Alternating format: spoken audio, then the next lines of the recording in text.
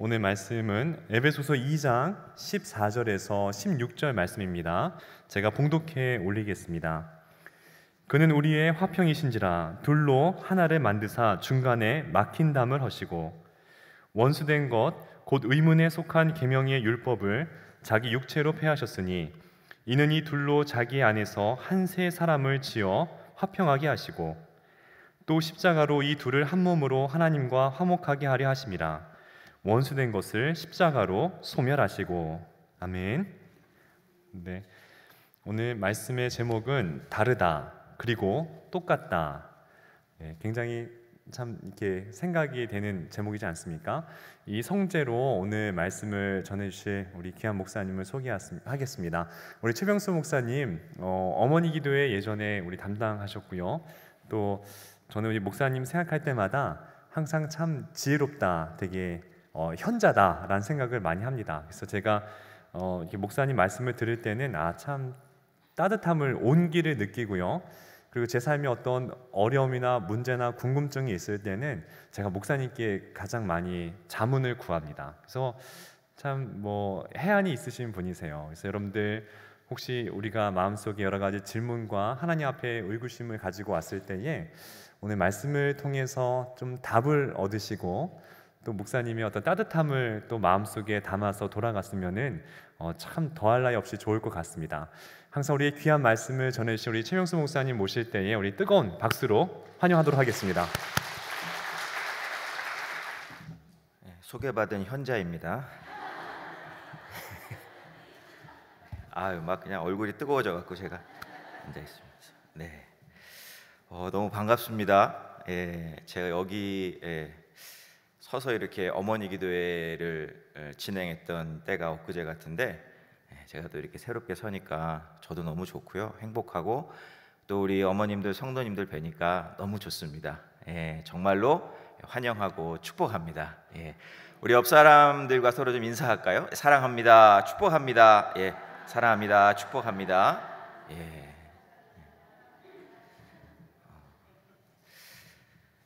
바라기는 이 시간을 통해서 우리 예수님께서 주시는 은혜와 평강이 우리 사랑하는 어머님들 인생 가운데, 마음 가운데, 그리고 가정 가운데, 그리고 특별히 우리 어머님들 건강 가운데 함께 하시길 주님의 이름으로 축원합니다. 인류 역사상 가장 처음으로 원수가 된 사이는 누구일까요? 인류 역사상 가장 처음으로 원수가 된 사이. 네? 너무 어렵게 생각하지 마세요. 저는 아담과 하와가 아닐까, 그런 생각을 해봅니다. 아담과 하와가 아닐까. 성경에 보면 이제 아담과 하와가 선악과를 따먹죠. 그래서 죄를 짓는데 이 아담이 하나님께 불만을 토로하는 그러한 대목이 나와요. 그렇죠? 하나님께서 나에게 주신 저 여인 때문에 이렇게 됐다라고 그 불만을 토로하는 장면이 나옵니다. 성경을 읽을 때 그 상황을 한번 그려보면은 참 재밌을 것 같아요. 요때에 어떤 일이 벌어졌을까 과연, 이렇게 그냥 글만 읽지 말고 그 성경 안에서 어떤 일이 벌어졌을까 한번 상상의 나래를 펴는 것도 되게 재미있을 것 같습니다. 그래서 제가 말씀을 준비하면서 저도 상상의 나래를 펴봤어요. 아담과 하와가 죄를 지었습니다. 그래서 숨죠. 동산 나무 중앙에 둘이 숨어요. 숨어서 뭐 했을까요? 숨어서 뭐 했을까? 엄청 싸웠을 것 같아요. 엄청 싸웠을 것 같아. 제 생각에는. 아담이 내가 너 때문에 못 산다, 못 살아. 그건 왜 받아먹어 갖고 이 사단을 만드나? 니만 먹지 나는 왜 주노? 이랬을 것 같아. 하와가 그 얘기를 듣고 가만히 있었을까요? 잘못했습니다. 가만히 있었을까? 그렇지 않았을 것 같아요. 어이가 없네, 어이가 없어. 그러지 않았겠어요? 그러는 당신은 뱀이 나 유혹할 때 도대체 어디 있었어? 꼭 필요할 때는 없어요. 찾으면 없어요. 그리고 나만 먹었나? 당신도 맛있다고 먹더만 왜 내 탓만 하냐고. 서로 싸우지 않았을까? 여러분, 또 하나 성경에서 우리가 좀 부부 사이를 생각해 볼 수 있는 게 아브라함과 사라인데, 여러분 아브라함하고 사라하고 별거한 사실 알고 계십니까? 아브라함하고 사라하고 별거 한 사실 아세요? 별거? 아브라함이 참 못된 남자예요. 그렇지 않아요? 같은 남자지만 좀 못된 것 같아. 왜냐하면 아브라함이 자기 아내인데 자기 살겠다고 그 아내를 누이라고 속이죠. 몇 번 속여요? 2번이나 속입니다. 2번이나. 그리고 사라는요, 어떻게 보면 참 순종적인 여자였던 것 같아요. 왜냐하면 자기가 아이를 못 낳으니까, 그죠? 자기가 아이를 못 낳으니까 자기의 여종 하가를 통해서 아브라함 집안의 후사를 이으려는 그러한 생각을 합니다. 쉽겠어요. 사랑하는 내 남편에게 다른 여자를 후사를 위해서 들여보낸다는 건 쉽지 않은 결정이었을 것 같아요. 그런데 이 하갈이라는 여인이 아이를 갖자 어떻게 합니까? 그 여주인 사라를 멸시하죠. 멸시합니다. 근데 그때 아브라함이 정말로 조금 똑똑했다면, 지혜로웠다면 아브라함이 이 상황을 좀 정리를 했어야 돼요. 이 사라가 막 불만을 막 토로하기 전에 좀 지혜롭게 정리를 좀 했어야 됩니다.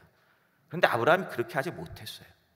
성경학자들은 아브라함이 좀 성격이 우유부단하지 않았을까라고 이야기하는 성경학자들도 있습니다. 어쨌든 간에 아브라함이 그렇게 상황 정리를 못하자 이 사라가 열불이 났던 것 같아요. 열불이. 아니, 내가 나조차고 그렇게 한 것도 아니고, 당신 집안 대이어주려고 내가 진짜 두 눈 칠끔 갖고 내가 한 일인데 도대체 나에게 돌아온 게 이게 뭐냐? 멸시밖에 없지 않냐? 성경에 보면 창세기 16장 5절에 이렇게 말씀합니다. 사레가 아브라함에게 이르되 나의 받는 욕은 당신이 받아야 옳도다. 내가 나의 여종을 당신의 품에 두었거늘 그가 자기의 잉태함을 깨닫고 나를 멸시하니 당신과 나 사이에 여호와께서 판단하시기를 원하노라. 이게 좋은 말로 되어 있지만은 그냥 실상 우리가 쓰는 말로 이렇게 바꿔보면 뭐예요? 내가 왜 이런 숨을 당해야 돼? 내가 왜? 당신이 당해야지. 이런 수모는 내가 아니라. 아니, 내가 이렇게 기껏 해줬더니 나에게 돌아오는 게 멸시밖에 안 된다라는 게 이게 말이 돼? 말이 돼? 당신 그걸 또 보고만 있어? 하나님, 이 왼수 좀 어떻게 좀 해주세요. 이렇게 얘기한 거예요. 결국에는 사라가. 여러분, 결정적인 건 아들 이삭의 문제 때문에 사라가 아브라함에게 완전히 등을 돌려요. 사라가. 왜냐하면 아브라함이 자신의 아들 이삭을 하나님께 제물로 바치려고 이 모리아산에 갔을 때 아브라함이 사라하고 의논한 것 같질 않아. 상의한 것 같지 않아요. 괜히 말했다가 이게 일이 좀 잘못될까 봐 아브라함이 그냥 독단적으로 갔던 것 같아요. 근데 후에 이 사실을 사라가 알게 됐겠죠. 그러니까 사라가 아브라함을 용서하기가 좀 힘들지 않았을까. 그래서 이 사라가 더 이상 이제 남편에게 이 아들 이삭을 두면 위험하겠다. 우리 아들이 안 되겠다. 그래서 우리 아브라함하고 남편하고 우리 애를 좀 떨어뜨려 놔야겠다라고 생각했던 것 같아요. 이거 어떻게 유추를 해볼 수 있냐면 성경에 보면 그 사건이 일어난 이후에 아브라함이 살았던 곳과 사라가 살았던 곳이 틀립니다. 창세기 22장에 보면 아브라함은 어디 살았느냐? 브엘세바에 살았어요. 그런데 창세기 23장에 보면 사라는 어디 살았느냐? 헤브론에 살았습니다. 이거 뭐예요? 둘이 떨어져 살았다. 이게 별거했다라는 걸 또 하나 추측해 볼 수 있는 성경 말씀이 창세기 23장 2절, 이 사라의 죽음에 대해서 이야기하는 이 대목인데, 거기 보면 뭐라고 나와 있냐면 우리가 보는 성경에는 사라가 가나안 땅 헤브론 곧 기럇 아르바에서 죽음에 아브라함이 들어가서 사라를 위하여 슬퍼하며 애통하다가 라고 나옵니다. 근데 이게 히브리어 원문을 보면 뭐라고 되어 있냐면 와야보 아브라함 리스포드라고 되어 있어요. 와야보 아브라함 리스포드. 요걸 직역을 하면은 이런 뜻이에요. 아브라함이 왔다 문상하러. 아브라함이 왔다 문상하러. 우리가 보는 성경에는 왔다라는 표현이 없어요. 근데 직역하면 왔다라는 단어가 있습니다. 이게 무슨 말이냐면 아브라함이 브엘세바에 살고 있다가 아내가 죽었다는 소식을 듣고 헤브론에 와서 문상을 한 거예요. 여러분, 그 이삭의 사건이 있었을 때가 사라가 몇 살이었냐면 107살이었습니다. 그런데 사라가 언제 소천을 했느냐? 127세에 소천을 했어요. 여러분, 몇 년 별거한 거예요? 20년. 20년 별거했습니다. 근데 별거했다는 말은 성경에 나오진 않습니다. 재밌게 우리가 한번 상상을 한번 해보는 거죠. 어쨌든 이 부부간의 갈등이라는 거, 이 부부간의 갈등이라는 게 예나 지금이나 좀 문제인 것 같아요. 문제인 것 같아요. 그래서 제가 오늘 여러분들하고 좀 말씀을 나누어 보고 싶은 건 뭐냐면 이 부부간의 사이에 대해서 좀 말씀을 나누고 좀 싶어요. 여러분 생각해 보세요. 여러분 죽자 살자 사랑해서 결혼한 거 아니에요? 그런 거 아니에요? 사랑해서 결혼한 거 아니에요? 근데 왜 결혼만 하면 왼수가 돼?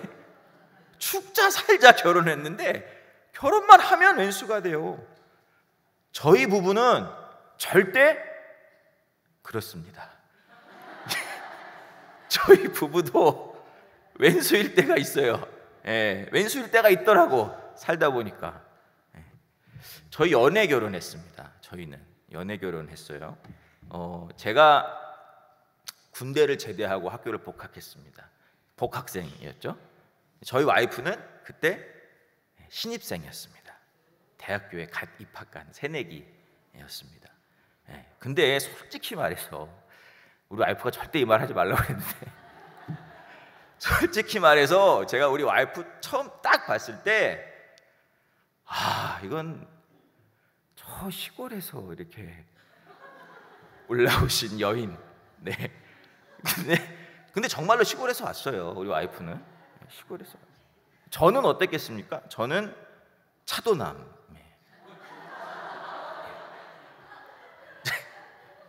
여러분, 제가 그렇게 지금 안 보이지만 예전엔 제가 한인기 했어요. 제가 킹카는 아니었지만 그래도 저 좋다고 한 여학생들이 몇 명 있었습니다. 그런데 제가 우리 와이프를 처음 딱 보는 순간 그때 그랬으면 안 됐는데 자꾸 눈길이 가더라고 이게. 그리고 자꾸 이렇게 마음이 끌리는 거예요. 누군가가 제 눈에 콩깍지를 씌운 거죠. 콩깍지. 요즘도 제가 가끔 그런 말 합니다. 처음 만났을 때 너 어땠어? 라고 이야기하면요, 우리 와이프가 발끈해요. 발끈하고 어디 가서 절대 그런 말 하지 말라고.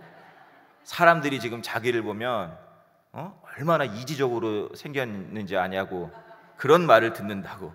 그래서 제가 그러죠. 너 참 복 많다고. 좋은 남편 만나고 나 같은 남편 만나갖고 너 참 행복한 거라고. 근데 사실은 제가 복이 많은 남자죠. 제가 복이 많은 남자예요. 제가 진주를 찾은 겁니다. 진주. 그때 제 눈에 이 콩깍지가 잘 씌워진 건데, 여러분 그 콩깍지를 씌워진 분이 누굴까요? 하나님이시죠. 하나님. 마가복음 10장 9절에 이런 말 있죠. 하나님이 짝지어 주신 것을 사람이 나누지 못할지니라. 여러분, 짝을 누가 지어 주신다고요? 하나님. 자녀의 결혼 문제로 걱정하시는 성도님들 계실 거예요. 그러나 이 말씀을 꼭 붙드세요. 짝을 지어 주시는 분은 하나님이시다. 그러니까 여러분, 걱정을 하는 것이 아니라 여러분 기도를 해야 되는 거예요. 기도를.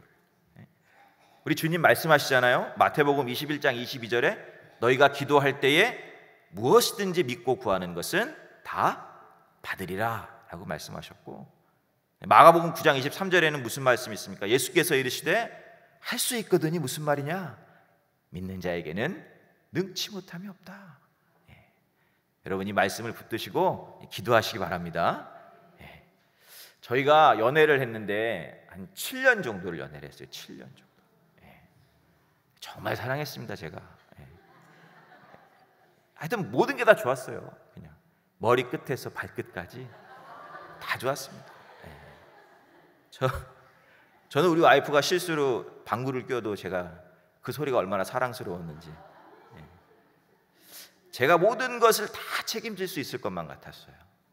와이프랑 결혼을 하면 확신했습니다. 그래서 제가 집에 가서 우리 부모님께 결혼을 허락해달라고 얘기를 했어요. 근데 저희 부모님이 반대하셨어요. 네, 반대하셨어요. 당연한 반대였습니다. 전 그렇게 생각을 해요. 당연한 반대였어요. 왜냐하면 저는 7년을 사귀어서 우리 와이프에 대해서 잘 알지만 우리 부모님은 처음 본 거잖아요. 그러니까 당연히 우리 부모님은 무엇을 갖고 판단하겠습니까? 외모를 가지고 판단하겠죠. 예, 어떤 집안인가, 외모가 잘생기고 이거 말고, 그러니까 그렇죠. 겉에 어떤 보이는 거, 어떤 집안인가, 예, 뭐 하는 애인가, 뭐 이런 것들. 근데 솔직히 말해서 저희 와이프의 집안은 세상의 기준으로 볼 때 좋은 편은 아니었습니다. 그리고 우리 와이프가 상처도 많았고 아픔도 좀 많았어요. 하지만 여러분, 자식 이기는 부모 있습니까? 없죠. 그래서 제가 승낙을 받아냈어요. 억지로 막 받아냈어요. 지금은 물론 우리 부모님이 우리 와이프를 너무너무 사랑하시고 좋아하시고 그렇습니다. 근데 부모님이 결혼을 허락하는데 조건이 하나 있었어요. 조건이. 그 조건이 뭐였나? 예수 믿어라. 근데 우리 와이프가 신앙이 없었거든요. 그래서 딱 하나, 너 예수 믿어라. 근데요, 그것이 바로 우리 와이프의 인생의 터닝 포인트가 되었습니다. 터닝 포인트. 제가 나중에 이야기 드리겠지만 와이프가 만약에 하나님을 안 만났다, 그럼 정말로 큰일 날 뻔한 인생이었어요. 네, 큰일 날 뻔한 인생이었어요. 여러분, 저와 여러분이 하나님 만난 것이 진짜 최고의 축복임을 믿으시기 바랍니다. 그것보다 큰 축복은 없어요. 여러분, 인생의 터닝 포인트는 예수님 만나는 순간이에요. 예수님 만나는 순간. 죽음에서 생명으로, 말 그대로 턴한 거예요. 우리 인생이 턴 180도 바뀐 겁니다. 우리 자녀들도 마찬가지예요. 여러분, 우리 자녀들이 예수님 꼭 만나야 돼요. 꼭 만나야 돼요. 이게 가장 중요합니다. 우리 자녀들이 능력 있는 삶을 살기 위해서는 여러분, 하나님의 손에 붙들린 삶이 되어야 됩니다. 제가 청년부에서 이런 설교를 한번 한 적이 있어요. 한 예를 들었는데, 한 유명한 이 바이올린 연주자가 이 대도시에서 독주회를 하게 되었습니다. 유명한 바이올린 연주자가. 그러자 이 신문사들이 이를 대서특필하기 시작했어요. 대서특필. 그런데 희한하게도 이 신문의 기사들이 연주자에 대한 기사가 아니라 그 연주자가 가지고 있는 바이올린에 대한 기사가 대부분을 차지하는 거예요. 이 연주자가 가지고 있던 바이올린이 아주 유명한 바이올린, 스트라디바리우스라는 바이올린이에요. 근데 이 스트라디바리우스라는 바이올린이 얼마나 유명하냐? 지금도 유명한데 이 가격이 얼마냐면 보통이 몇십억이야. 그 몇백억짜리 바이올린도 있습니다. 그만큼 유명해요, 이게. 이제 연주회 당일날 이 신문에 보면은 연주회 광고가 실릴 거 아니에요. 그럼 보통은 이 연주자의 사진이 실려야 되는데 연주자의 사진이 아니라 바이올린의 사진이 실린 거예요. 바이올린의 사진. 사람들도 뭐예요? 어떤 기대를 가지고 그 연주회를 갔냐면, 야, 저 바이올린을 가지고 연주하면 도대체 어떤 소리가 날까? 이 기대감을 가지고 연주회장을 갔어요. 드디어 연주회가 시작이 되었습니다. 바이올린을 통해서 아름다운 선율이 막 흘러나오고 사람들이 생각했어요. 역시 스트라디바리우스야. 야, 저 소리 봐, 저 음색 봐, 대단해. 연주가 끝났습니다. 모든 청중이 박수를 쳤어요. 와, 너무 훌륭합니다. 그런데 갑자기 이 연주자가 자신이 연주하던 바이올린을 들어서 바닥에 내리친 거예요. 바이올린이 산산조각이 났습니다. 청중들이 멘붕이 돼버렸어요. 멘붕이. 저게 얼마짜린데 저 유명한 바이올린을 부셔? 미친 거 아니야? 정적이 흘렀어요. 근데 그때 사회자가 이런 말을 합니다. 여러분, 저 바이올린은 스트라디바리우스가 아닙니다. 그냥 아무 데서나 구할 수 있는 그냥 보통의 바이올린입니다. 아름다운 선율은 악기에서 나오는 것이 아니라 그 악기를 다루는 연주자를 통해 나오는 것입니다. 이 연주자가 누구냐? 이 사계라는 곡 아시죠? 사계를 작곡한 비발디입니다. 안토니오 비발디. 여러분, 악기가 중요한 게 아니에요. 그죠? 악기를 다루는 사람이 중요한 것입니다. 아무리 훌륭한 악기, 몇백억이 넘는 악기라 할지라도 여러분, 그 악기가 도둑놈의 손에 있으면 그 악기는 작물이야, 작물. 그냥. 그런데 아무리 저렴한 바이올린이라 할지라도, 싸구려 바이올린이라 할지라도 그것이 비발디의 손에 들려 있다면 그것은 너무나 훌륭한 바이올린이 되는 것입니다. 우리 자녀들도 마찬가지예요. 누구의 손에 붙들려 사느냐가 정말로 중요합니다. 우리 자녀들이 전능하신 하나님의 손에 붙들리면 전능하신 하나님의 능력이 우리 자녀들의 삶 가운데 나타나는 거예요. 목사님, 우리 자식은요 지금까지도 방황하고 있어요. 지금까지도 집안에서 뒹굴뒹굴하고 있습니다. 지가 뭘 해야 될지도 몰라요. 여러분, 걱정하지 마세요. 여러분, 모세는 몇 년 방황했어요? 40년 방황했어요. 40년. 그런데 그런 모세가, 방황하던 모세가 하나님의 손에 붙들리자 민족의 지도자가 됐습니다. 목사님, 제 자녀는 정말 내세울 게 없어요. 공부도 못했고 가진 것도 없고 스펙도 없고. 걱정하지 마십시오. 여러분, 베드로 스펙 좋았습니까? 베드로 학력 좋았습니까? 그렇지 않아요. 그런데 베드로가 주님의 손에 붙들리자 교회의 지도자가 되었어요. 어떤 분은 그래요. 목사님, 우리 애가 S대를 나왔습니다. 스펙이요? 대단합니다. 토익이 만점이고 잘생겼어요. 가진 것도 많습니다. 그러나 여러분, 하나님의 손에 붙들리지 않으면 그 인생 그렇게 좋은 인생 되지 못합니다. 여러분, 성경에 보면은 그 유명한 바리새인들, 사두개인들, 집안 좋고 학력 좋고, 그러나 그들이 하나님의 손에 붙들리지 않았기 때문에 그들의 인생이 행복했습니까? 구원받았습니까? 그렇지 못해요. 그러나 바울, 그도 참 학력 좋았죠. 집안 좋았죠. 주님의 손에 붙들렸을 때 그의 인생이 빛난 거예요. 그의 인생이 존귀한 인생이 된 것입니다. 여러분, 믿음의 부모가 해야 될 일이 있어요. 믿음의 부모가. 뭘 해야 되느냐?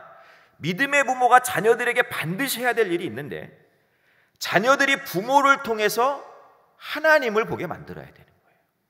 그것도 좋으신 하나님을 보게 만들어야 됩니다. 여러분, 하나님을 어떻게 바라보느냐가 정말로 중요해요. 우리가 하나님을 전능하신 하나님을 바라보면 그 전능하신 하나님이 우리의 삶 가운데 나타나는 거예요. 그런데 우리가 하나님을 무능한 하나님으로 바라보면 그 사람의 인생은 무능해지는 것입니다. 무능해지는 거예요. 다윗은 하나님을 어떻게 바라봤습니까? 골리앗과 싸울 때 뭐라고 그래요? 야, 너는 칼로 오니? 너는 창으로 오니? 나는 만군의 여호와의 이름으로 너에게 간다. 하나님을 전능하신 하나님으로 바라봤어요. 그랬더니 다윗에게 그 하나님의 전능하신 능력이 임한 거예요. 그런데 사울은 그렇지 못했어요. 사울은 하나님을 모든 것을 이룰 수 있는 전능하신 하나님으로 본 게 아니라 이룰 수 없는 하나님으로 본 거예요. 하나님이 아말렉을 쳐서 모든 것을 진멸하라고 그랬는데 사울이 그렇게 했습니까? 안 그랬잖아요. 하나님을 못 믿은 거야. 하나님을 무능한 하나님으로 바라봤다라는 거예요. 그러니까 하나님의 무능함이 사울의 삶 가운데도 하나님을 무능함으로 바라봤기 때문에, 하나님의 무능함이 아니라 하나님을 무능함으로 봤기 때문에 사울의 삶도 무능한 삶이 될 수밖에 없다라는 것입니다. 내 자녀가 부모를 통해서 하나님을 전능하신 하나님으로 바라볼 수 있도록 해야 돼요. 여러분, 자녀들은 이 부모의 믿음을 통해서 하나님을 봅니다. 하나님을 봐요. 생각해 보세요. 부모가 주일 예배 나올 때 억지로 나와. 아이고, 오늘도 가야 돼? 그리고 시간도 늦게 나와. 교회 올 때 참날 늦게 나오고, 또 어떤 부부들은 나올 때 싸워요. 또 내가 좀 일찍 좀 준비하라고 그랬잖아. 막 싸워. 주일 성수하는 것보다 세상 일 더 좋아해. 여행 가는 거 더 좋아해. 괜찮아, 우리 가족끼리 여행 한번 갔다 와도 돼. 신앙생활이 기쁨도 없고 감격도 없고 행복도 없고, 여러분 그럼 그 자녀들이 그 부모의 어떤 그 신앙의 모습을 통해서 어떤 하나님을 바라보겠습니까? 무능한 하나님을 바라볼 수밖에 없는 거예요, 자녀들이. 그렇지 않아요? 그런데 그 부모가 정말로 기쁘게 신앙생활을 해, 행복하게 신앙생활을 해, 열심히 신앙생활을 해, 하나님이 보시기에 정말로 기뻐하는 그러한 예배자의 모습으로 살아가요. 그러면 자녀들은 보지 말라고 해도 보게 되어 있어요. 도대체 엄마가 믿는 하나님, 아빠가 믿는 하나님, 그 하나님이 도대체 누군데? 왜 저렇게 행복해? 정말 뭐 있긴 있는 거 아니야? 알게 모르게 우리 자녀들이 그 부모를 통해서, 그 부모의 신앙의 모습을 통해서 능력의 하나님을 바라보는 거예요. 여러분, 이런 연결다리만 놓아주면 부모는 할 일 다 한 거예요. 그러면 그 자녀들은 이제 스스로, 그 다음부터는 스스로 이 자기의 신앙을 만들어가게 되어 있습니다. 두 번째, 정말로 해야 될 게 있어요. 믿음의 부모들이 정말로 중요한 게 뭐냐면은, 여러분 자녀들을 청년부로 보내세요. 여러분 자녀들을 청년 예배 보내시기 바랍니다. 제가 청년부 담당한다고 한 얘기 아니에요. 말이 잠깐 옆으로 샜는데, 어쨌든 저하고 와이프가 결혼을 했습니다. 이제 결혼을 했어. 그럼 뭐예요? 이제 정말 죽자 살자 사랑해서 결혼했으니까 이제 행복해야 되잖아요. 그죠? 행복만 남은 거야. 행복한 때 많았죠. 지금도 많아요. 그런데 행복하지 못할 때도 있더라고요. 그죠? 아플 때도 있더라고요. 정말 이제는 우리 같이 할 수 없겠다, 이런 적도 있었습니다. 정말 심각한 적이 있었어요. 이게 그런 것 같아. 살다 보면은요, 저 솔직히 뭐 많이 살린 건 아니지만은 살다 보면 분명 우리가 서로에게 상처를 줄 때가 있습니다. 근데 본인은 잘 몰라요, 내가 상처를 주는지. 그런데 상대방은 상처를 받아요. 이게 상처가 나는 게 문제가 아니에요. 상처 날 수도 있어요. 근데 상처가 나는 것보다 더 큰 문제는 뭐냐면, 그 문제를, 그 상처를 치유하지 않으면 그 상처난 부위를 계속 찌른다는 거예요. 그리고 계속 찔린다는 거예요. 여러분, 다친 곳을 계속 찌르면 어떻게 되겠어요? 어떤 과학자가 실험을 한 번 했어요. 쥐를 가지고, 송곳을 가지고 쥐 한 군데를 쿡 찔렀어요. 다음 날 그 쥐 똑같은 부분을 또 송곳으로 쿡 찔렀어요. 셋째 날도 또 찔렀어요. 넷째 날이 되니까 이 쥐가 이 송곳만 보면 막 소리를 지르는 거예요. 소리를 막. 다섯째 날 이 쥐의 상태를 살펴보니까 심장이 고장 나 있고, 그래서 위에서 피가 나 있고, 위궤양을 발견을 했다고 합니다. 위궤양. 여러분, 중요한 건 뭐냐면, 찌른 곳을 또 찔러도 안 되고, 찔린 곳을 또 찔려서도 안 돼요. 그러니까 우리가 상처를 주어서도 안 되고, 여러분 상처를 받아서도 안 돼요. 받아서도. 우리나라가요, 땅은 조그매요. 땅은 조그만데 이 세계적으로 상위권에 랭크된 것들이 좀 많습니다. 상위권에. 그 중에 교통사고, 그리고 자살률, 저출산율, 그리고 또 하나 이혼율. 다 상위권이에요. 다 상위권. 지난해만 얼마나 많은 부부가 이혼을 했느냐? 10만 쌍의 부부가 이혼을 했어요. 10만 쌍. 하루에 몇 쌍의 이혼을 한 거냐면, 하루에 한 280쌍 정도가 이혼을 한 거예요. 하루에. 이혼 사유 중에 1위가 뭔지 아십니까? 1위? 뭘 것 같아요? 아시네. 성격 차이가 1위에 성격 차이. 46.2%가 성격 차이입니다. 이게 시사해 주는 게 되게 많아요, 여러분. 물론 이혼이 불가피한 경우가 분명히 있습니다. 성경에서도 여러분 이혼에 대해서 나오잖아요. 그렇죠? 이혼이 불가피한 경우가 있어요. 폭력이라든가 뭐 외도라든가 뭐 이런 것들이 있습니다. 있을 수 있어요. 그런데 이 성격 차이라는 거는 정말 애매모호한 거야. 애매모호한 거. 이게 성격 차이라는 게 뭐예요? 서로 이해가 안 가는 거잖아. 이해를 못 하는 거잖아요. 그래서 헤어지는 거잖아. 이해가 안 되니까 서로를. 근데 뒤집어 보면 여러분, 어떻게든 이해를 하기만 하면 되는 거 아니야. 근데 그걸 못해서 헤어진다는 거 아니에요. 요즘 이혼의 문제가, 가장 큰 문제가 뭐냐? 이해하려고 하는 노력이 없다라는 거예요. 노력이.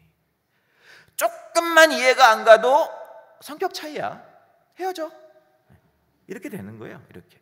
이게 성격 차이로, 아까 내가 1위가 뭐예요? 딱 말한 것처럼 우리의 어떤 무의식 중에 이 사회에 만연되어 있다라는 거예요. 성격 차이로 이혼한다라는 건 그냥 일반화되고 있다라는 거예요. 이게 무서운 겁니다. 왜? 애들이 그대로 보고 자라거든. 애들이 그대로 보고 자라요. 너 틀렸어. 잘못됐어. 너 고쳐야 돼. 이거 내가 맞는 거야. 서로 주장해. 서로 틀렸다. 서로 너가 고쳐라. 상대방을 틀렸다. 고쳐라 라고 하는 그 순간 여러분, 그것이 바로 송곳이에요. 송곳. 상대를 찌르는 송곳이라고. 송곳. 틀렸다. 고쳐라. 여러분, 우리가 이 프레임에서 벗어나야 돼요. 이걸 버려야 돼. 이 프레임을. 안 그러면 이해를 할 수가 없어요. 예수님이 이 땅에 오셔서 바리새인들에게 던진 화두가 뭐예요? 던진 화두가 너희들 이방인을 향해서 얘네들 틀렸어. 얘네들 죄인이야. 이 정죄하는 그 프레임에서 벗어나라는 거 아니에요? 그 프레임 던져버리라는 거예요. 없애버리라는 거예요. 여러분, 이혼은 하나님이 기뻐하시는 모습이 될 수가 없습니다. 아까 제가 마가복음 말씀 읽어드렸죠. 하나님이 짝지어 주신 것을 사람이 나누지 못할지니라. 여러분, 하나님은 사람이 나누지 못하도록 만들어 놓으셨어요. 그런데 우리가 너무 쉽게 지금 나누고 있다는 거예요. 오늘 이 시대에, 이 사회의 모든 분야 중에서 가장 위협적이고 가장 파괴적인 위기가 가정의 위기입니다. 가정의 위기. 여러분, 가정은 우리 삶의 근거고 터전이에요. 그래서 가정이 무너지면 여러분, 사회가 무너지고, 사회가 무너지면 국가가 무너지고, 나라가 무너지고, 세계가 무너지게 되어 있습니다. 파괴된 가정에서 자란 아이들은요, 위험과 상처에 그대로 노출이 되어 있어요. 다 그런 건 아니에요. 물론 다 그런 건 아니지만 여러분, 상처받은 아이들은 또다시 사회를 상처내고 병들게 만들 수도 있습니다. 속담 중에 이런 속담이 있어요. 흔들리는 둥지에는 성한 알이 없다. 예? 둥지가 계속 흔들리고 있으면 그 안에 있는 알, 이게 성할 수 있는 확률이 적다라는 거예요. 여러분, 우리가 가정을 좀 지켜야 돼요. 가정을. 그러기 위해서는 여러분, 부부가 좀 행복해야 됩니다. 여러분, 부부가 좀 행복하게 살아야 돼요. 행복하게 살기 위해서는 서로가 이해하면서 살 필요가 있어요. 이해하면서.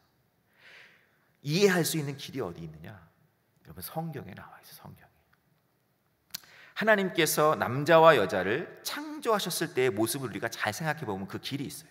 창세기 2장 21절로 22절에 하나님이 하와를 만들 때의 모습인데 어떻게 이야기하냐면, 여호와 하나님이 아담을 깊이 잠들게 하시니 잠들매 그가 그 갈빗대 하나를 취하고 살로 대신 채우시고, 여호와 하나님이 아담에게서 취하신 그 갈빗대로 여자를 만드시고 그를 아담에게로 이끌어 오시니 아담이 가로되 이는 내 뼈 중에 뼈요 살 중에 살이라.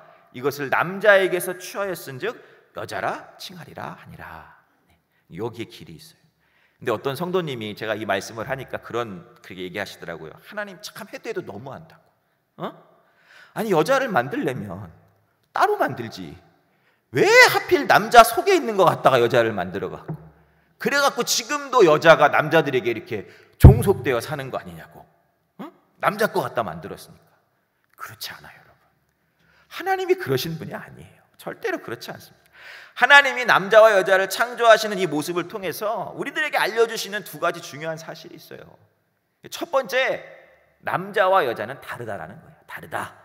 남자와 여자는 다르다. 남자는 흙으로 만들었지만 여자는 뼈로 만들었다. 다른 겁니다. 우스갯말로 그런 말 있잖아. 그래서 남자는 흙으로 만들었으니까 뭐예요? 뚝배기. 근데 여자는 뼈로 만들었으니까 뭘까요? 본차이나. 그래서 여자가 남자보다 훨씬 더 비싸다. 여자를 소중히 해줘야 된다. 뭐 이런 우스갯말 있죠. 어쨌든 간에 남자와 여자는 다르다라는 거예요. 그런데 또 하나, 두 번째, 남자와 여자는 똑같다라는 거예요. 똑같다. 어떤 의미에서 그러느냐? 남자의 몸에 있는 것으로 만들었다라는 것은 무엇을 의미하냐면은 결국 하나님께서 여자를 만들 때 남자와 똑같은 존재로, 똑같은 본질로 만들었다라는 의미가 있는 겁니다. 무슨 말이냐? 남자와 여자는 똑같이 하나님 앞에 존귀하다라는 뜻입니다. 여러분, 창세기 1장 27절에 보면 하나님이 인간을 만들 때의 모습을 뭐라고 말하냐면 인간을 하나님의 형상대로 만들었다라고 이야기하고 있어요. 근데 여기서 형상이 히브리어로 셀렘이에요. 셀렘. 이 셀렘이라는 말의 뜻은 뭐냐면 겉모습만 닮은 게 아니라 본질, 속성이 닮았다는 것을 뜻합니다. 겉모습만 닮았다라는 어떤 그러한 의미의 형상은 히브리어로 데무트예요. 데무트. 겉모습만 닮았다. 여러분, 인간은 하나님의 본질을 그대로 부여받은 존재입니다. 하나님과 동일한 하나의 존재가 우리 인간들이에요. 소중한 자들이에요, 우리가. 저와 여러분이. 그런데 이 형상이 인간들의 죄로 인해서 깨어진 거예요. 그 형상을 회복시키시기 위해서 주님이, 예수님이 우리에게 오신 것입니다. 마찬가지로 하와가 아담의 뼈로 창조되었다는 것은 아담이 가지고 있었던 본질을 하와에게 그대로 가지고 와서 창조하셨다라는 거예요. 아담과 하와는 똑같다. 내 앞에 똑같은 자녀다. 남자와 여자가 우열이 있을 수가 없다라는. 부부가 서로 이해할 수 있는 길은 여러분, 이거 틀렸어, 이거 좀 고쳐야 돼, 이렇게 해서 합의점으로 나아가는 게 아니라, 그것이 아니라 다르지만 그러나 우리는 똑같아, 이렇게 다가가야 된다는 거예요. 그래서 먼저는요, 부부는 서로가 다르다라는 것을 인정해야 돼. 다르다라는 것을. 남자와 여자가 데이트를 하고 있었어요. 애인 사이 데이트. 그런데 요새는 보면은 남자가 여자 핸드백 많이 들어주죠. 그죠? 꼭 보면은 남자들 여자 화장실에 핸드백 들고 서 있는 거 요즘 많이 봐요. 요즘 젊은 사람들. 근데 남자가 여자 핸드백을 들고 가고 있었어요. 이렇게 데이트를 하고 있었는데 그 핸드백이 뭐였냐면 에르메스, 한정판. 엄청나겠죠? 근데 이 남자가 가다가 넘어졌는데 남자 무릎이 다 까졌어요. 피가 철철 나. 근데 이 에르메스 핸드백에 살짝 흠이 간 거야. 여러분, 여자가 어떤 반응을 보일까요? 어떻게 할까? 에르메스 가방을 부여와 안고 울기 시작합니다. 내 새끼. 남자는 거들떠 보지도 않고 피가 나든 말든. 반대로, 여러분, 반대로 이번에는 남자 가방이 에르메스 가방이야. 근데 여자가 잠깐 들고 있었어. 근데 여자가 넘어졌어요. 근데 무릎이 까졌어. 피가 나. 근데 에르메스 가방에 살짝 기스가 났어. 그랬을 때 남자는 어떻게 할까요? 여자는 가방부터 갔어요. 남자는 어떻게 할까? 남자는 여친 무릎을 봐야 돼요. 남자는 어떤 동물이냐면, 내 그럴 줄 알았다. 내가 아까부터 까불더만 내가 넘어질 줄 알았다. 이게 남자하고 여자하고 다르다라는 거예요. 태생적으로 틀리다는 거예요. 태생적으로. 그래서 제가 영상을 하나 준비했는데 남자와 여자가 얼마나 다른지, 어떻게 다르게 하나님이 창조하셨는지, 제가 조금 길긴 한데 여러분 잘 한번 보세요. 재밌습니다. 영상 틀어주세요.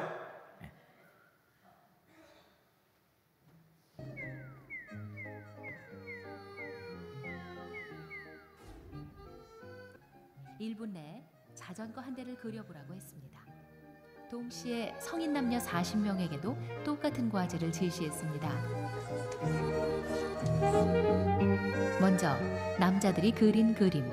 짧은 시간이었음에도 자전거의 핵심을 잘 잡아내고 있죠.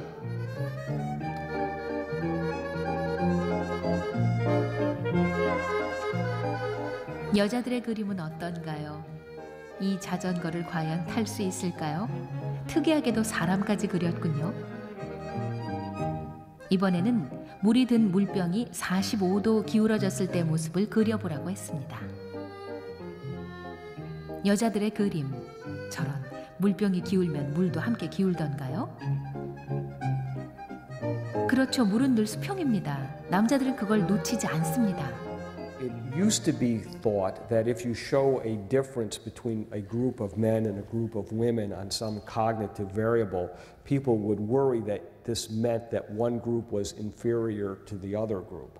But this is an old idea, and it really doesn't, it's really not true at all. But in this country, a lot of people are very uneasy with that because they feel that anytime you say girls and boys are different, you're implying that one's better than the other. Now, there's no logic to that. The fact that two things are different doesn't mean one is better than the other. Apples and oranges are different, doesn't mean apples are better than oranges. 갑니다. 시작. 고려고 교복은 고급 교복이고 이번에는 남녀 간의 언어 구사 능력 차이입니다. 우리 집 앞집 옆집 뒷찰 우리 집 앞집 옆집 뒷찰 창 우리 집 앞집 옆집 뒷창살은 흑겹 창살이고 우리 집 뒷집 앞집 앞창살은 겹톱 창살이다. 앞집 팥죽은 붉은 팥죽이고 천천히. 앞집 팥죽은 붉은 팥죽이 깨죽 먹죽 해콩 당콩 곱죽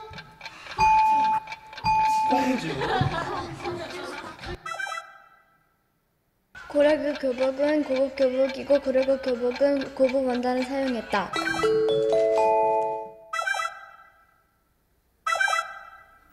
남자아이들이 계속 뒤지고 있지요. 똘똘이네 담 밑에서 귀뚜라미가 뚫뚫뚫. 똘똘이네 담 밑에서 귀뚜라미가 뚫둘둘둘. 귀돌이네 담 밑에서 귀뚜라미가 둘둘둘.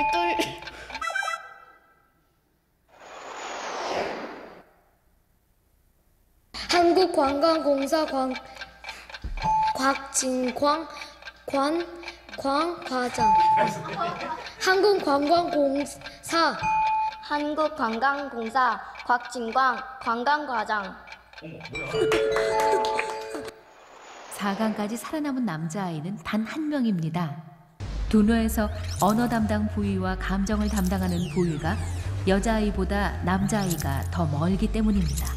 뇌량에서도 차이가 납니다. You look at a 5-year-old boy, and most of those boys, the area of the brain involved with language in a 5-year-old boy looks like the area in a 3-and-a-half-year-old girl.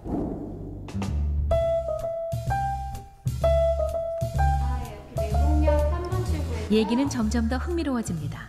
이번에는 남녀 대학생들을 초대했습니다. 네. 이들은 이곳에서 10분 안에 8가지의 임무를 마쳐야 합니다. 모든 일은 거의 동시에 일어나고 있습니다.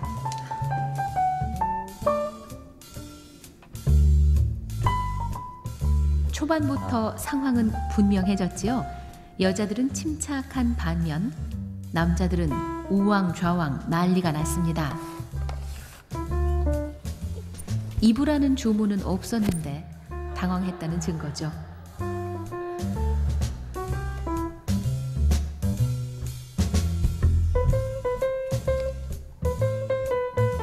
수도꼭지도 보이지 않는 모양이네요.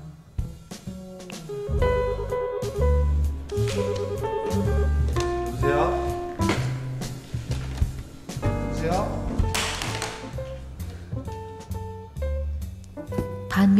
여자는 놀랍게도 세 가지의 일을 동시에 처리해버립니다. 저기 바로 오른쪽 보시면 건물이 있거든요. 글로 오시면 돼요. 오. 뭐야 이거? 10분 안에 임무를 마친 남성은 단 한 명도 없었습니다. 네. 뭘 어떻게 해야 되는지도 모르겠고 뭐 복사기도 뭐 느려 터져갖고 안 되고 뭐 전화 오고 뭐 띵동거리고 막 정신이 없어요 진짜. 나 옷을 못 봤어요.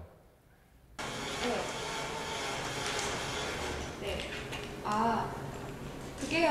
8가지 일을 동시에 처리할 수 있었던 비결은 뭘까요? 토스터 커피 같은 건 좀 시간이 걸리니까 이거를 기다리는 동안에 좀 다른 걸 할 수 있는 게 있지 않을까라는 게 좀 순간적으로. 남성들이 가장 신기해하는 것 중에 하나가 여성들이 신호대기 중에 화장하는 거잖아요. 차 안에서. 그래서 어떻게 저런 행동을 할 수 있는가 신기하다.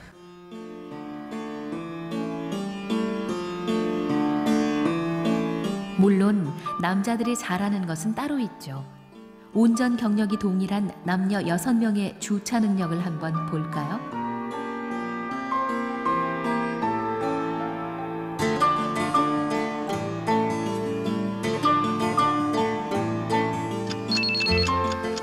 남성 평균 43초, 주차장 한 칸을 빠져나와 들어가기까지 걸린 시간입니다.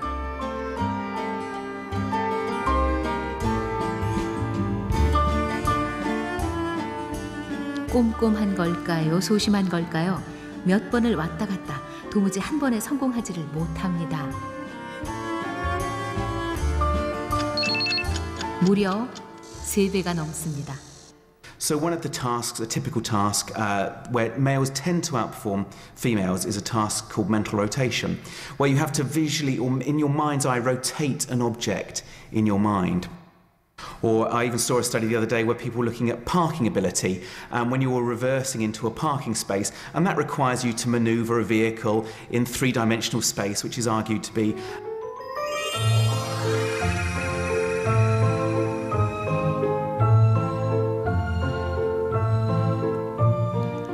사람은 누구나 남자로 태어나거나 여자로 태어납니다. 둘 사이에는 분명한 차이가 있지요. 그렇다면 남자와 여자의 차이, 그 핵심은 뭘까요?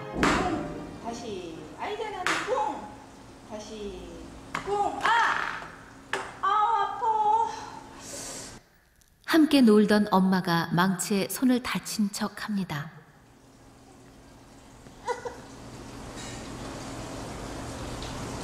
엄마 아픈. 아이는 엄마가 다친 게 마치 자기 잘못이기라도 한 것처럼 울먹이더니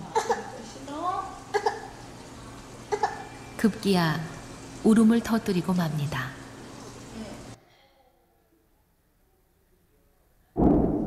이 아이는 여자아이입니다. 나 엄마 다쳤어.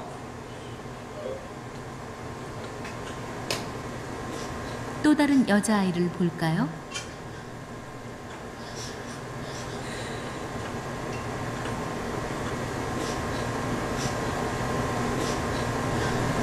이 아이 역시 바로 반응이 나옵니다.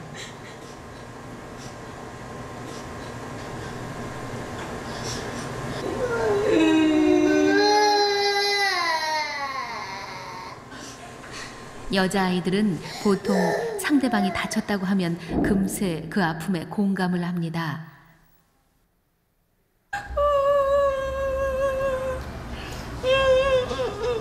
그럼 남자아이를 한번 볼까요?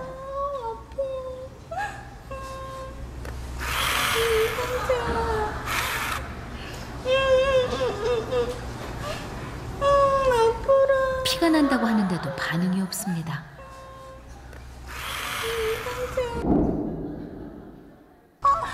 너무 아프다. 이 아이는 다를까요? 저런 아이의 웃기까지 하네요. 한날 한시에 태어난 쌍둥이는 좀 다르지 않을까요? 엄마 아야야 했어. 서준이 호해주세요. 엄마 아야야 했어. 호. 서준이도 역시 반응이 없습니다.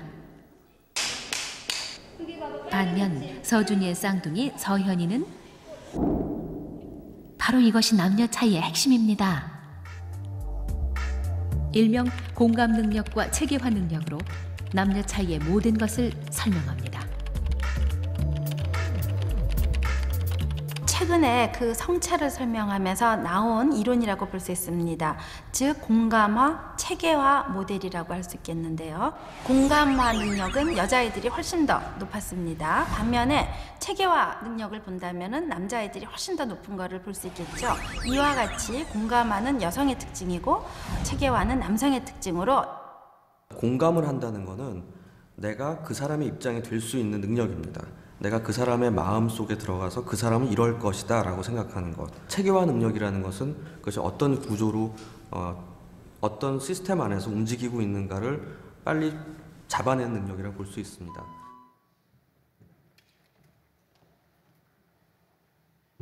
여러분 남자하고 여자하고 많이 틀리지 않습니까?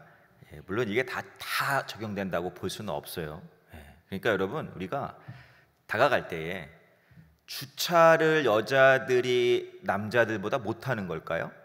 늦게 있기 때문에? 그렇지 않아요. 여자가 주차를 하는데 시간이 좀 걸렸다고 그래서 그것이 남자보다 주차를 못하는 것이 아닙니다. 여러분. 남자들 특히 그런 사람들 많아요. 저도 좀 마음이 찔리긴 하지만 꼭 운전 못하는 사람들 보면은 뭐라고 그래요? 저 여자 이렇게 얘기합니다. 근데 이건 뭐냐면은 그 사람 무의식 중에 이미 틀렸다, 너 고쳐라, 이게 들어가 있는 거예요. 이게 잘못된 거란 말이에요. 남자가 멀티태스킹, 그러니까 여러 가지 일을 동시에 하는 것을 여자들보다 조금 느리게 한다고 그래서 남자가 못하는 걸까요? 그렇지 않다라는 겁니다.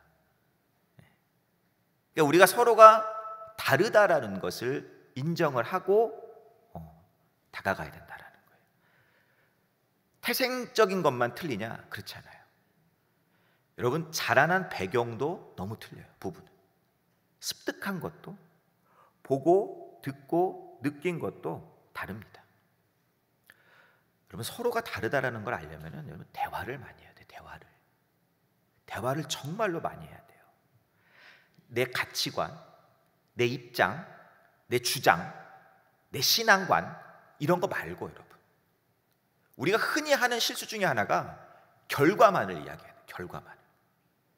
결과만을 이야기하는 것보다는 원인을 이야기하는 게 더 중요해요. 원인을.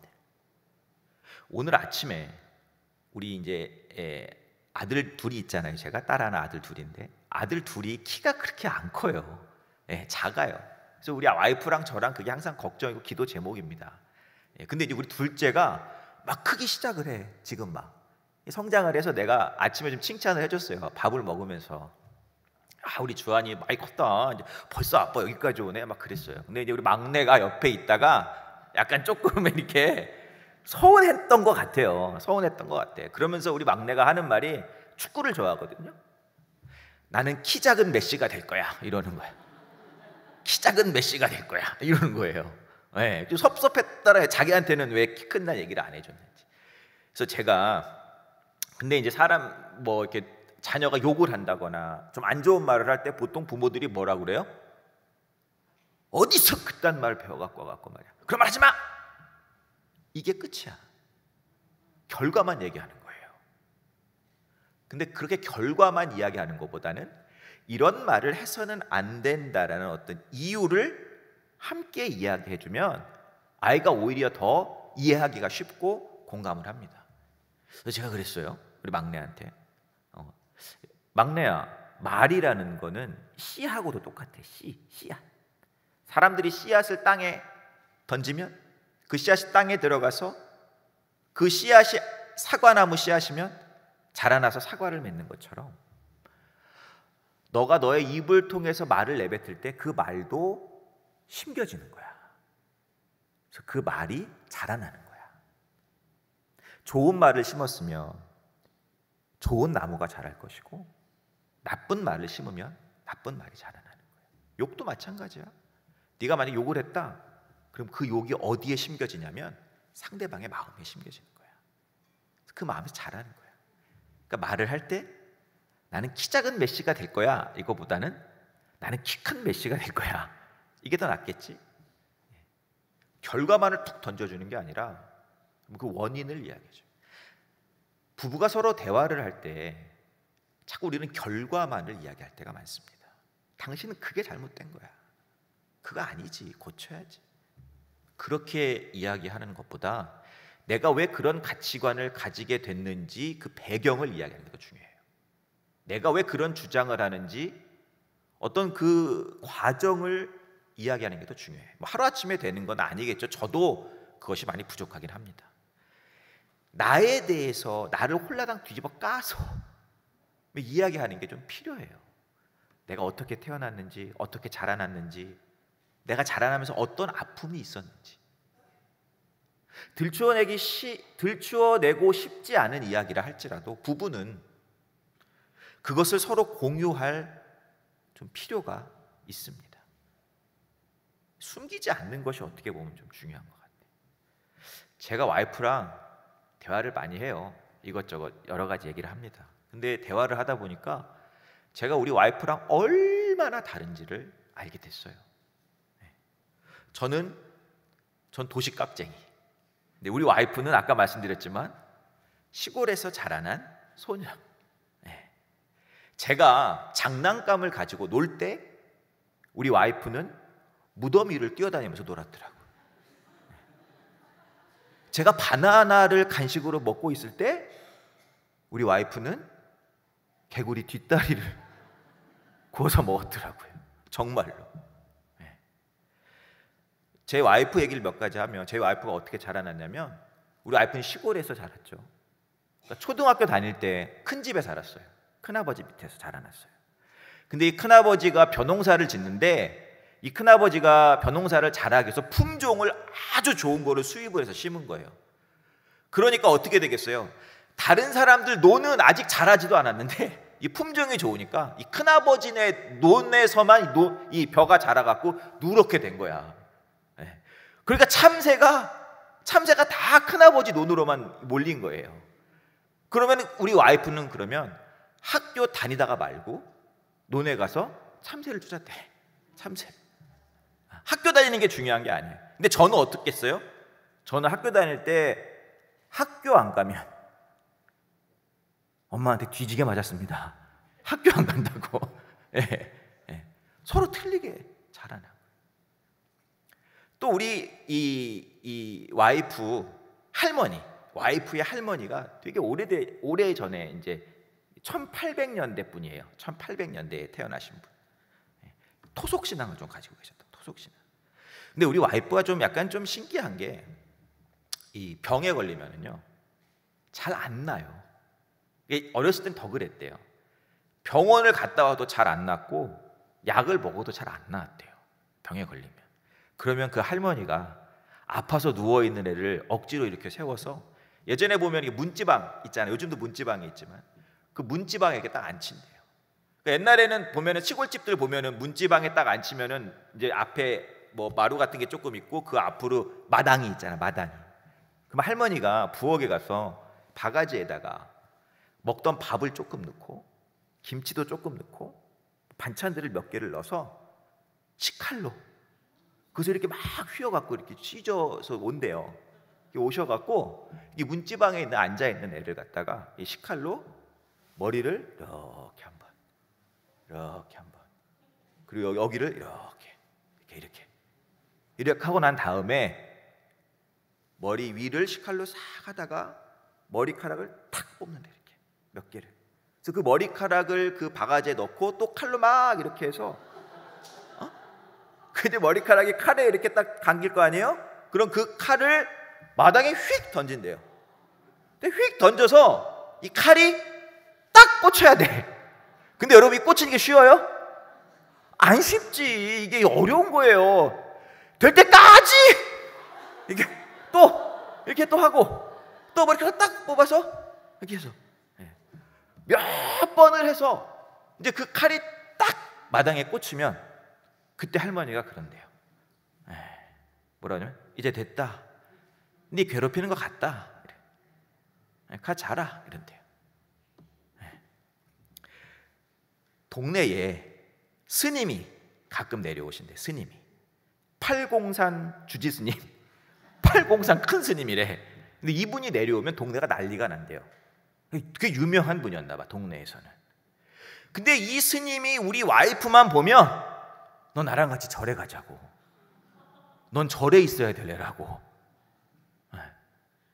그래서 제가 아까 처음에 말했잖아요. 우리 와이프 하나님 안 만났으면 큰일 날 뻔한 인생이었다고. 그러니까 우리 하나님이 뭐예요? 넌 절에 가는 게 아니라 교회에 와야 된다 그랬던 것 같아, 우리 와이프. 그런 일도 있었고, 또 우리 장인어른이 깨어있는 분이었어요. 장인어른이 깨어있는 분이어갖고 고등학생 여학생에게, 고등학교 여자 학생에게 오토바이를 타는 걸 가르쳤습니다. 장인어른이 고등학생 때 어느 날 자기를 데리고, 자기는 아직도 기억한대, 대림 혼다 오토바이 센터를 데리고 가서 이거 타봐라 가르쳤대요. 오토바이를. 왜 가르쳤느냐? 이유가 중요하잖아. 근데 우리 장인어른이 이거를 좀 좋아하세요. 이거를. 근데 막걸리를 좋아하시는데, 이 좋아하시는 막걸리가 수제 막걸리, 한 군데서밖에 안 파는 거야. 근데 이거를 버스를 타고 심부름을 시켰더니 3시간이 걸리더래. 시골이니까 버스가 별로 없잖아요. 그리고 한 번에 가는 버스가 없어서 갈아타야 되는 거야. 3시간이 걸려. 근데 오토바이를 태웠더니 1시간 반이 걸리는 거예요. 반으로 줄어드는 거예요. 그래서 우리 와이프가 뭐예요? 교복을 입고 열심히 오토바이를 탔다고 합니다. 뭐 이것뿐만이 아니에요. 저와 와이프가 자라온 환경이 너무 틀린 거예요. 나는 이해를 할 수 없는 일들을 걔는 겪으면서 사는 거예요. 겪으면서. 그러니까 이런 얘기들을 막 주고받다 보니까, 뭐 여기서는 제가 말을 못하지만 서로가 가지고 있었던 아픔, 상처, 이런 것들을 막 서로 공유하게 되는. 저하고 와이프하고 신앙의 모습도 많이 틀려요. 저는 이 말씀을 되게 중요하게 여깁니다. 말씀을. 그러니까 어떻게 보면 좀 지성적인 믿음이 강한 거예요. 그런데 우리 와이프는 감성적인 믿음이 강합니다. 그래서 신비적인 체험을 많이 해요, 우리 와이프가. 저는 어느 날 자다 깜짝 놀랐어요. 우리 와이프가 옆에서 방언을 하는데 접신하는 줄 알았어요, 나는. 진짜로. 여러분, 영적으로 상당히 민감한 사람들이 분명히 있습니다. 영적으로 민감한 사람들이 있어요. 우리 와이프가 그런 어떤. 우리 집은 아이가 아프면은요, 우리 와이프가 나랑 안 자고 아픈 아이랑 자요. 밤새도록 그 아이를 붙잡고 기도합니다, 우리 와이프가. 근데 신기한 건 다음 날 회복되는 경우가 많다는 거예요. 신기한 거.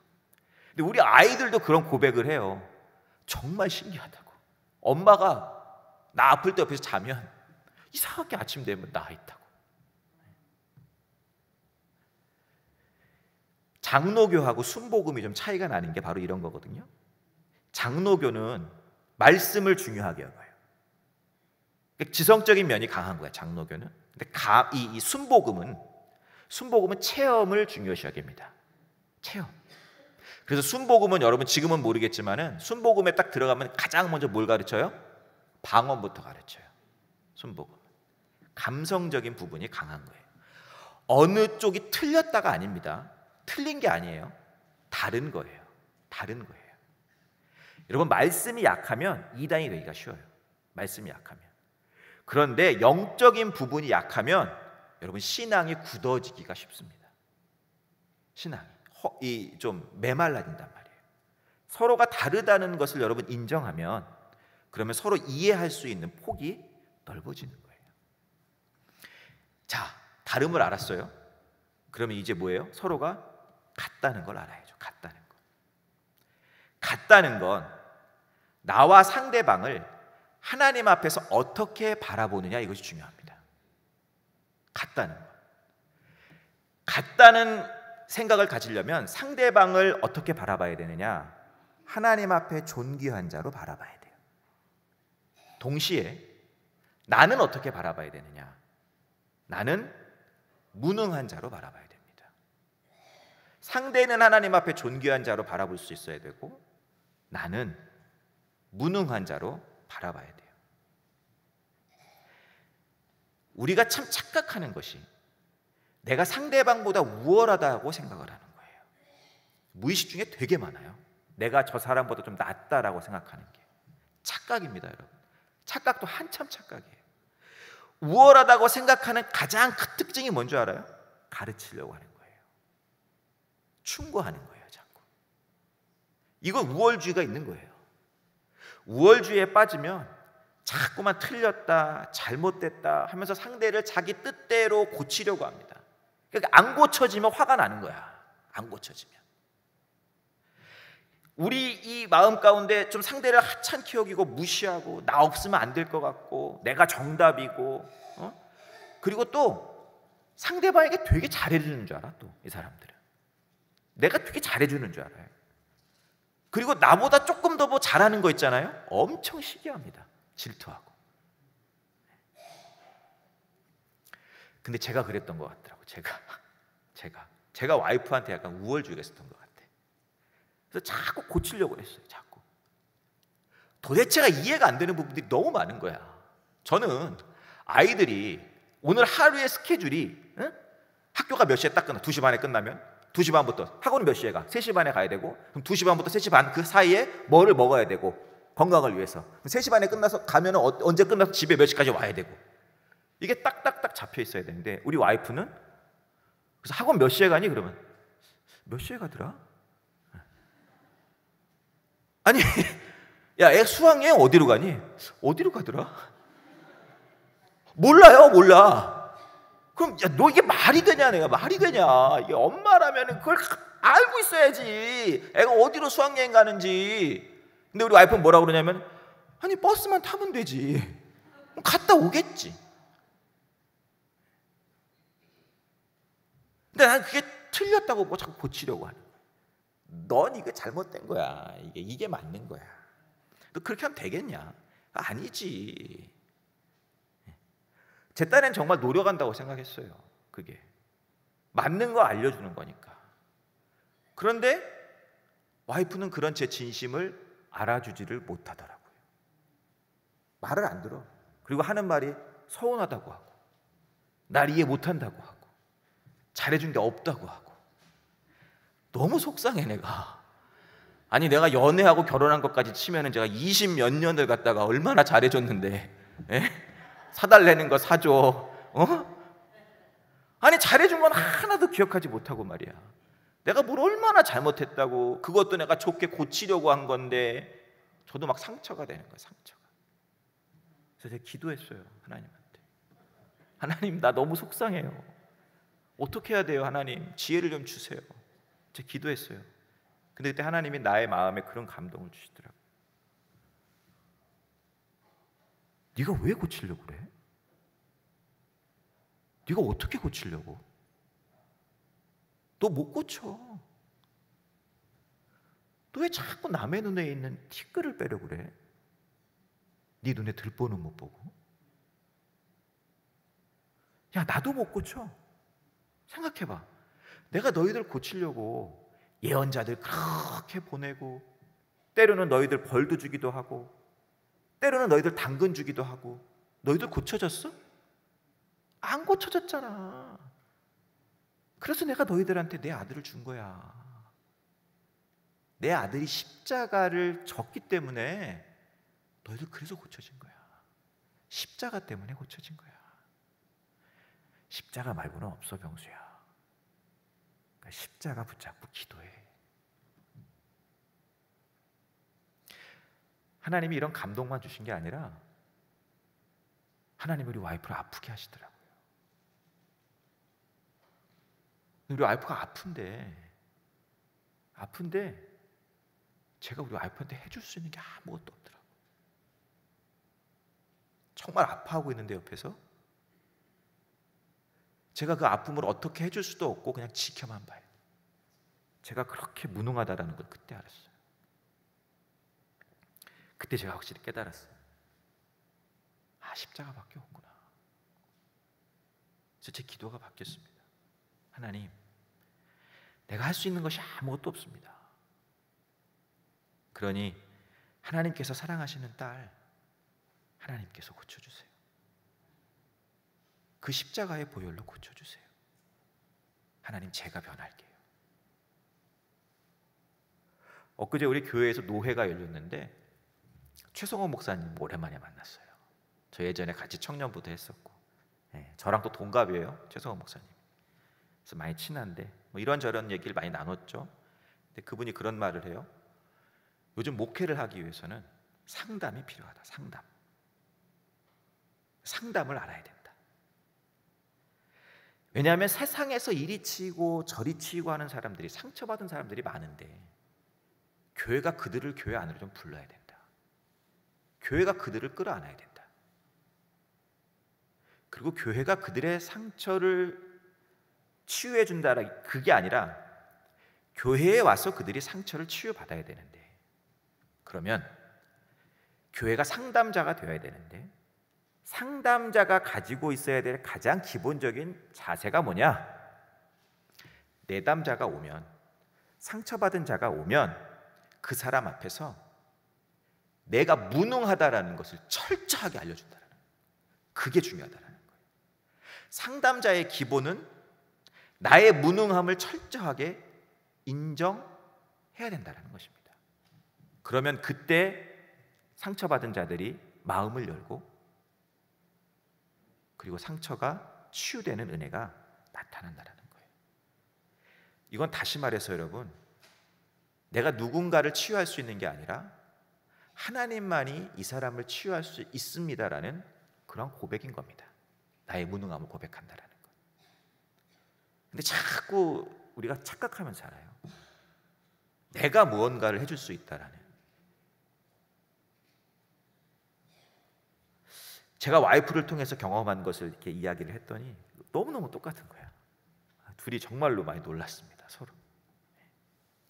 그런데 여러분, 저와 여러분이 이러한 사랑을 받았어요. 이러한 사랑을 받은 자들이에요. 누구로부터요? 예수님으로부터. 예수님이 우리를 위해서 모든 걸 내려놓으셨잖아요. 철저하게 무능한 인간의 모습을 입고 이 땅에 오신 분이 예수님이세요. 그 예수님이 저와 여러분들의 상처를 모두 안으시고 십자가를 지신 것입니다. 너희 안에 이 마음을 품으라. 곧 그리스도 예수의 마음이니 그는 근본 하나님의 본체시나 하나님과 동등됨을 취할 것으로 여기지 아니하시고 오히려 자기를 비워 종의 형체를 가져 사람들과 같이 되셨고 사람의 모양으로 나타나셨음에 자기를 낮추시고 죽기까지 복종하셨으니 곧 십자가에 죽으심이라. 저와 여러분은 이 십자가 때문에 살아가고 있는 존재임을 기억하시기 바랍니다. 여러분, 나와 너가 같다라는 것은 상대가 하나님의 존귀한 자녀임을 인정하면서 나의 연약함을 인정하는 거예요. 여러분, 그때 십자가가 보입니다.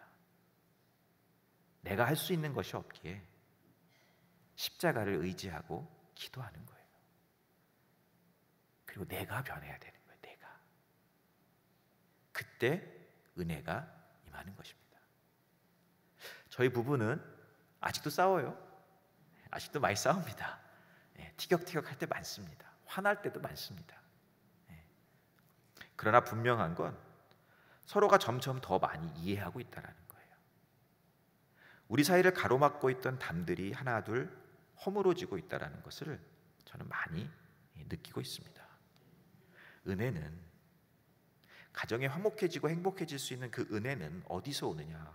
오늘 본문의 말씀처럼 여러분, 오직 십자가를 통해서 이루어집니다. 여러분, 우리 안에는 그러한 마음이 이미 있어요. 여러분, 그게 뭡니까? 그리고 그게 별세예요. 별세. 다른 게 별세가 아니에요. 우리 한신의 성도들은 그런즉 하면은 줄줄줄 나오잖아요. 말은 하는데 행동이 그게 안 되면. 여러분, 오늘 본문 말씀을 읽어드리고 제가 말씀을 마치겠습니다. 에베소서 2장 14절로 16절의 말씀. 그는 우리의 화평이신지라 둘로 하나를 만드사 중간에 막힌 담을 허시고 원수된 것 곧 의문에 속한 계명의 율법을 자기 육체로 폐하셨으니 이는 이 둘로 자기의 안에서 한 세 사람을 지어 화평하게 하시고 또 십자가로 이 둘을 한 몸으로 하나님과 화목하게 하려 하심이라. 원수된 것을 십자가로 소멸하셨다. 기도하겠습니다. 하나님, 주신 말씀을 기억하며 그 말씀을 붙잡고 기도하며 나아갑니다. 서로를 깊이 알아감으로 나와 너가 다름을 인정하고 서로를 이해하며 살아가는 은혜가 우리 사랑하는 모든 가정 가운데 임하게 하옵소서. 나와 너는 하나님 앞에 똑같이 사랑받는 귀한 자녀이다. 상대의 존귀함을 알게 하시고 나의 연약함을 깨닫게 하셔서 내가 할 수 있는 것이 없기에 오직 십자가를 의지하며 기도하는 저희들 되게 하시고, 그리하여 주님 주시는 십자가의 은혜가, 회복의 은혜가, 화목의 은혜가 우리 모두의 가정에 임하게 하옵소서. 예수님의 이름으로 기도드리옵나이다. 아멘.